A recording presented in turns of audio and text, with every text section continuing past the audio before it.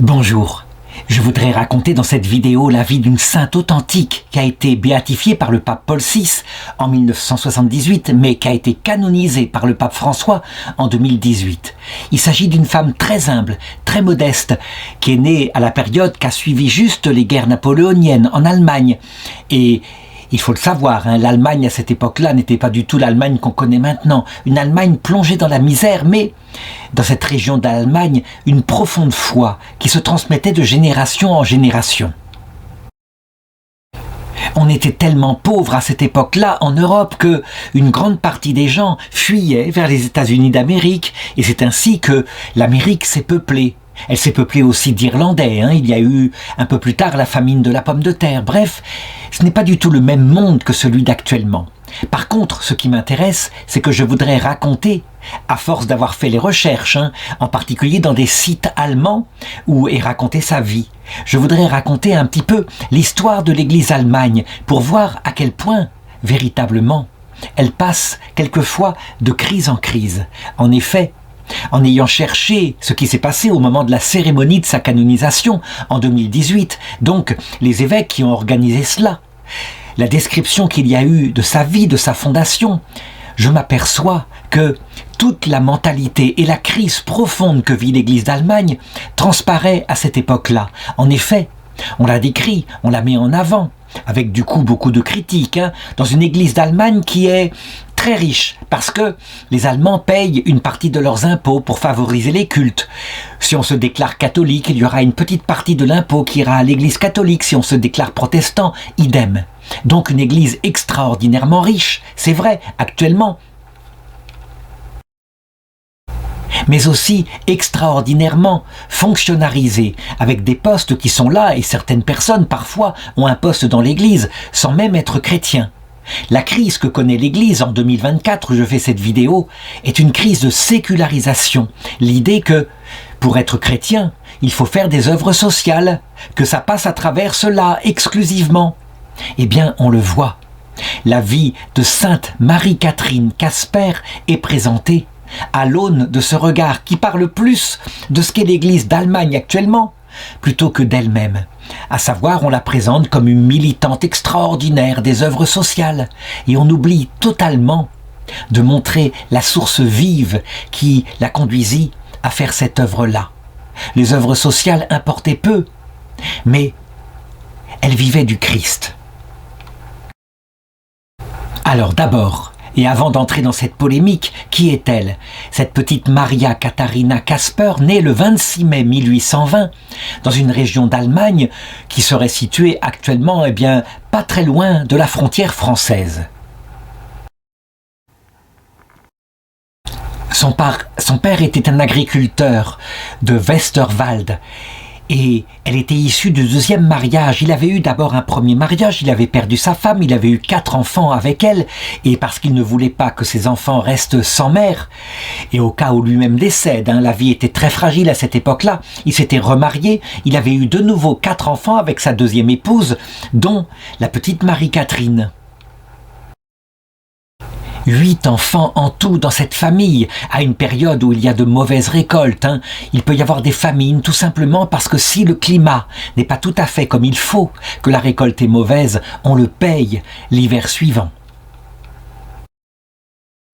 Il faut savoir aussi que cette Allemagne qui sort tout juste des grandes guerres napoléoniennes, qui a été plusieurs fois battue par la France de Napoléon, cette Allemagne ne s'est pas totalement remise. Cependant, en ce qui la concerne, alors que son père la met dans l'école primaire tout de même pour qu'elle ait quelques bases, savoir quelque peu lire, quelque peu écrire, mais ça ne va pas plus loin, il faut très vite qu'elle se mette à travailler pour aider la famille, eh bien, il faut savoir que cette famille-là a une richesse supérieure qu'elle va lui communiquer. Sa foi profonde, une foi véritablement mystique, avec un culte pour l'Eucharistie, pour la Vierge Marie, et une attente de la vie éternelle. On peut le dire, elle le décrit parfois à cette époque-là, durant son adolescence, alors qu'elle est une adolescente extraordinairement solide, les pieds sur terre, capable d'abattre un travail fou. Je dirais quand elle se met au chant, vraiment, on peut le dire, elle a une énergie monstrueuse. Mais elle le dit, quand j'allais parfois seule dans les champs, eh bien, je sentais la présence presque tangible de Dieu qui parlait en moi, en sorte que je chantais avec bonheur, puis je me mettais à travailler avec assiduité, aussi facilement que deux personnes. On le voit, fille solide, extraordinairement solide, et en même temps, alors qu'elle a les pieds sur terre, fille extraordinairement pieuse. Évidemment, elle ne perd pas de vue, parce que quand on prie, lorsqu'on dit son chapelet, qu'on est près de la Vierge Marie, elle ne perd pas de vue la misère énorme qu'il y a dans la région, de tous ceux qui cherchent du travail comme ils le peuvent, des filles qui sont en risque alors que la révolution industrielle se met en place, en risque, en quittant les campagnes, pour leur propre vertu. Elle travaille pour subvenir aux besoins de sa famille et lorsque son père décède en 1842 d'un infarctus brutal, elle a 22 ans. Évidemment, les conditions familiales du coup se dégradent. Ni une ni deux. Elle travaille encore plus. Elle prend en main, l'équilibre familial et les petits frères, les petites sœurs qui restent derrière elle, qui sont encore à élever. C'est une force incroyable, il faut bien le dire, parce que non seulement elle travaille comme agricultrice, on peut le dire comme journalière, elle se loue à la journée dans des fermes, on la paye le soir, mais elle n'hésite pas à se proposer comme ouvrière forestière, donc pour abattre des arbres, transporter des grumes, des choses comme cela, ce qui montre à quel point elle était forte physiquement. Et bien sûr, lorsqu'elle revient de ces journées harassantes où elle a bien gagné sa vie, sa journée n'est pas encore finie. Elle veut visiter avec des compagnes de son village les plus pauvres, ceux qui sont abandonnés dans leur maison, venir les aider par exemple pour les personnes âgées, leur faire du ménage, leur faire la cuisine, toutes sortes de choses tout à fait concrètes. Comment se fait-il qu'elle se dévoue à cela ? Il faut savoir que depuis la Révolution française, les arrivées des armées napoléoniennes, donc ce qu'on appelle la sécularisation, les congrégations religieuses qui se dévouaient ainsi aux œuvres sociales ont peu à peu disparu. Ce qui fait que les gens sont laissés dans une plus grande misère encore. Et les misères sont partout, il y a énormément à faire. Il y a donc les personnes âgées, à cette époque-là, pas de retraite. Donc, forcément, lorsqu'on n'a plus de famille, et certaines personnes sont ainsi, on n'a pas de sécurité. On peut même arriver à mourir de faim dans sa propre maison. Alors, elle prend en main cette chose-là avec ses compagnes, les jeunes filles du village. Et puis, il y a beaucoup d'enfants orphelins. Lorsque les épidémies s'abattent, à une époque où il n'y a aucun vaccin, il peut se retrouver des enfants comme cela qui sont orphelins, qui sont abandonnés. Il faut faire quelque chose, leur donner un métier, faire qu'ils puissent suivre l'école. Il y a aussi les personnes qui tombent malades. Pareil, rien pour s'occuper d'elles. Aucune œuvre sociale. Et on peut le dire, l'Église en Allemagne, qui avait été, en général déléguée pour s'occuper de ces œuvres sociales, alors que les lois sociales ne sont pas encore remises en place, elles seront mises en place à la fin du 19e siècle. Elle est là, à la place qu'il faut, pour prendre le rôle qu'il faut. A-t-elle envie de se marier ? En réalité, non. Son âme appartient à Dieu. Et donc, je ne sais pas s'il a eu des demandes. Elle aurait fait évidemment une extraordinaire mère de famille, avec une énergie formidable comme elle l'avait. Mais elle se dévoue à ses œuvres. Et à l'âge de 28 ans, on le voit bien. Comme c'est l'habitude à l'époque, lorsqu'on a besoin de s'installer, de construire une maison, puisqu'elle porte à elle toute seule l'économie familiale, elle fait appel aux gens du village pour pouvoir l'aider à construire la maison où elle veut s'installer avec sa mère. C'était une pratique à l'époque, on s'y mettait tous, on construisait la maison, ce qui permettait de mettre très vite la charpente, qui était très lourde, de le faire avec de nombreux habitants du village. On aidait en retour ceux qui à leur tour construisaient une maison. Et donc, elle veut accueillir sa mère qui est malade, mais elle n'aura même pas l'occasion de le faire lorsque la maison est achevée, puisque sa mère décédera avant. Et donc, puisqu'elle est toute seule, alors elle va s'installer dans cette maison en prenant chez elle une personne malade qui n'a personne pour s'occuper d'elle. C'est le début de la petite congrégation qu'elle fonde, et ses amis, quant à elle, elles continuent d'habiter pour le moment dans leur famille avec leurs parents. Évidemment, puisqu'il y a œuvre commune, travail en commun, eh bien, autant fonder quelque chose. C'est ce que lui conseille son curé. Il y a des statuts dans l'église qui sont tout à fait adaptés, comme par exemple une pieuse association de fidèles qui seraient ainsi déviés à des œuvres. Et on pourrait élaborer une sorte de règle très simple, avec, je dirais, une finalité très large pour pouvoir prendre tous les besoins qu'il y a dans l'église. Eh bien, elle accepte. Je dirais, les aides viennent ici, le curé lui est cultivé, et sans doute qu'il va écrire certaines parties, je dirais, de la règle qui est ainsi prise. Et c'est ainsi que la chose est créée dès 1851. Évidemment, le curé en a informé l'évêque, qui s'appelle Monseigneur Pierre-Joseph Blum, et lui, il décide de la recevoir. Évidemment, il trouve cette initiative formidable, il veut l'aider du mieux qu'il peut, mais quelquefois, c'est un peu son défaut, il se mêle un peu trop de la chose, il ne voit pas en fait qu'il a face à lui, non pas une simple pauvre femme, une femme sans culture, mais une femme très déterminée, entreprenante, véritablement. Donc, il voudrait lui imposer un nom de religion, un nom à cette congrégation, et pour lui, l'idéal ce serait par exemple les sœurs de Sainte Élisabeth. Pourquoi ? Parce que la Vierge Marie, lorsqu'elle se rendit auprès d'Élisabeth, c'était comme cela, c'était pour l'aider alors qu'elle était enceinte et qu'elle était âgée. Il y aurait, pense-t-il, un nom merveilleux. Eh bien, elle lui répond tout de go, « Monseigneur, si vous voulez que nous soyons appelés les sœurs de Sainte Élisabeth, ça me convient, j'obéirai. Mais moi je sais, dans mon âme, que nous devrions être appelés les pauvres servantes de Jésus-Christ. » Et elle tient bon. Et finalement, l'évêque, qui évidemment proposait ça en croyant aider, il va finir par céder. C'est donc ainsi qu'elles vont être reconnues. Pour elles, pauvres servantes parce qu'elles veulent rester pauvres. Aussi pauvres que les personnes dont elles s'occupent dans les villages. Et de Jésus-Christ, parce que les pauvres qu'elles servent, c'est à cause de Jésus-Christ. Je l'ai dit, c'est un ordre religieux catholique qui est en train de se fonder. Ce n'est pas une simple œuvre sociale, comme actuellement on voudrait le faire passer. Non, c'est une sainte catholique. Et là, il faut que je m'arrête un instant. Le Seigneur l'avait dit, sans moi, vous ne pouvez rien faire.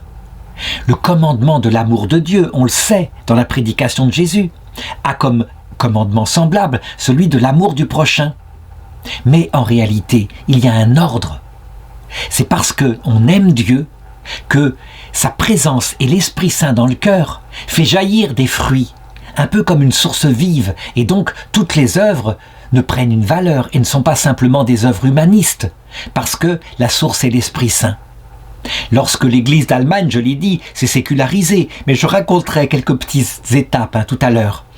Eh bien, on a des valeurs chrétiennes encore, comme par exemple le service des pauvres, mais un peu comme la branche d'une vigne qui n'est plus branchée sur le pied de vigne. Eh bien, ces œuvres sont là qui végètent, elles deviennent des œuvres humanistes, et peu à peu, elles se délitent, elles se dessèchent. C'était pas du tout ce que, celle qui s'appelle maintenant sœur Marie-Catherine Casper, elle a rajouté le nom de Marie à son prénom, pour bien montrer sa consécration. Ce n'est pas du tout ce qu'elle voulait. Donc, dès le 15 août 1851, pour bien planter le clou de cette fondation, l'évêque admet à leur premier vœu toutes les religieuses, donc elle, Marie-Catherine et puis les autres jeunes filles qui l'ont suivie. Elle prononce donc ses premiers vœux de religieux et elle prend un habit. Donc voici une photo à peu près à cette époque-là. Les gens du pays qui les voient et qui apprennent que leur nom, ce sont les pauvres servantes de Jésus-Christ, leur trouvent un nom beaucoup plus simple, par le village d'origine, et ils appellent les sœurs d'Ernbacher. C'est comme cela qu'elles vont rester pendant un certain temps avec ce nom. Mais par contre, ce qui est incroyable, c'est que les besoins étaient nécessaires. Il y avait énormément de jeunes filles qui voulaient se consacrer à Dieu, qui ne voulaient pas se marier. Et là, elles trouvent une nouvelle congrégation qui leur convient, qui est très simple, qui ne demande pas un niveau intellectuel précis, mais beaucoup d'énergie, beaucoup de service, le bon sens. En quoi consiste leur apostolat? Très souvent, faire du ménage, laver les personnes âgées, laver les malades, faire tous les soins matériels, la cuisine pour des mères de famille qui viendraient d'accoucher, s'occuper des enfants, les éduquer, leur donner une formation, bref, tout, sans exception. Ce sont des sœurs aux pieds sur terre et quelquefois, à cette époque-là, donc nous sommes vers 1850, les qualités qu'elles ont de dévouement sont accompagnées des défauts de leur époque, à savoir l'éducation à cette époque-là est plutôt autoritaire et donc elles sont aussi très autoritaires mais pleines de dévouement. Et le nombre de volontaires qui veulent adhérer au projet de sœur Marie-Catherine augmente. Le nombre d'entrées augmente si bien que très vite, il faut fonder des succursales, d'autant plus que partout, en Allemagne d'abord, des évêques demandent des fondations pour telle ou telle paroisse, peut-être même parfois pour les évêchés. Et puis, peu à peu, à cause du nombre d'entrées, il faut bien se rendre compte, 600 sœurs à la mort de sœur Marie-Catherine, 600 sœurs sont entrées dans cette congrégation, qui sont alors réparties dans 87 branches à travers le monde, donc des petites maisons. Il s'en est fondé, bien sûr, d'abord aux Pays-Bas, c'est un pays germanophone, mais aussi aux États-Unis, en Angleterre, en Belgique, au Luxembourg. Bref, un foisonnement. Mais comment s'étonner? Il y a en Europe, à cette époque-là, véritablement, un souffle du Saint-Esprit. On dirait que les terres où la Révolution française, qui est athée, où les terres où la Révolution française a eu une certaine influence, ne serait-ce que par les conquêtes napoléoniennes, on dirait que le sang des martyrs français de 1793 est source d'un renouveau de vie. L'Église en Europe va produire des fruits fantastiques, mais dans tous les domaines. Pas seulement dans le domaine de la charité fraternelle, comme son ordre, mais dans le domaine de l'apostolat, de la mission, des ordres contemplatifs. Partout, on rebâtit des monastères. Si un petit curé fonde quelque chose, aussitôt il a 3-4 vocations de son village qui veulent rejoindre sa congrégation, se mettre au service de la paroisse. Et elle, avec sa simplicité et son bon sens, et cette capacité à gérer les choses de manière très pratique, elle accompagne chacune des fondations. Elle le fait jusqu'à la fin de sa vie. Elle meurt brutalement d'un infarctus en 1898, exactement le 2 février. Elle a 78 ans. Et elle le dit: oui, moi, je mourrai bientôt, et je passe de la succursale de l'Église de la Terre à la plus grande succursale, l'Église céleste. Elle part ainsi. De l'autre côté, les gens qui assistent à son enterrement, évidemment, et qui sont là, sont absolument persuadés qu'elle est une sainte. Voilà ce que raconte un témoin. Un journaliste allemand qui s'appelait, en 1898, Dominique Willi, il écrit « Moi, j'ai rencontré 2 fois la défunte sœur Marie-Catherine, Casper, et tout de suite j'ai pensé que je parlais à une personne qui un jour, sans doute, serait canonisée. » Et maintenant, après cette authentique sainte, je voudrais raconter ce qu'est devenu son ordre, parce que les choses ne sont pas forcément bien passées au niveau de la béatification, de la canonisation. Je l'ai dit, ça raconte un peu l'histoire d'une Europe, d'une Église en Europe, qui est véritablement en crise. À un moment donné, dans les années 1950, on le sait, juste avant le Concile Vatican II, l'ordre en question, il n'a cessé de se multiplier, mais à travers chaque pays, un peu comme c'est. Il faut savoir qu'en 1950, c'est curieux, mais en Europe occidentale, nous sommes un siècle après la fondation. L'Esprit Saint semble s'être comme peu à peu retiré. Pourtant, il y a des vocations, des jeunes filles continuent de frapper à la porte de l'ordre pour pouvoir servir, mais beaucoup moins mystiquement, moins portées par une grâce de prière intérieure. Et là, à cette époque-là, on les voit parfois, certaines qui n'ont pas forcément la vocation et qui du coup, parce qu'elles sont mal dans leur peau, se mettent parfois à exercer une autorité très rigide. Alors, en même temps, peut-être que tout simplement elles pratiquaient l'autorité telle qu'elle se faisait au moment de la fondation, au 19e siècle. Et que là, à cette époque-là, ça ne choquait pas. Quand un enfant faisait une bêtise, on n'hésitait pas à lui donner une correction physique, des coups, des choses comme cela. Et donc, que les plaintes qui sont sorties plus tard, dans les années 2000, par les anciens élèves des écoles tenues par cette congrégation, sont en fait liées à la mentalité nouvelle qui est sortie après mai 68. À cette époque-là, on est tellement dans le contre-coup, dans la révolte des 2 guerres mondiales que, les corrections fraternelles deviennent presque de la torture des enfants. Donc il y a des polémiques peut-être exagérées. Il n'empêche. Les méthodes d'éducation, les méthodes solides qu'avait inventées sœur Marie-Catherine à son époque sont alors critiquées et certains du coup disent « ça vient d'elle, peut-être faudrait-il s'opposer à sa canonisation ». On le voit, on juge parce qu'on est, on ne juge pas par rapport aux méthodes de l'époque. On devrait juger par rapport à l'évangile, hein. Elle fit ce qu'il fallait, je pense, hein. Il faut aux enfants de l'autorité, mais il faut aussi beaucoup d'amour, et ça, elle savait le donner.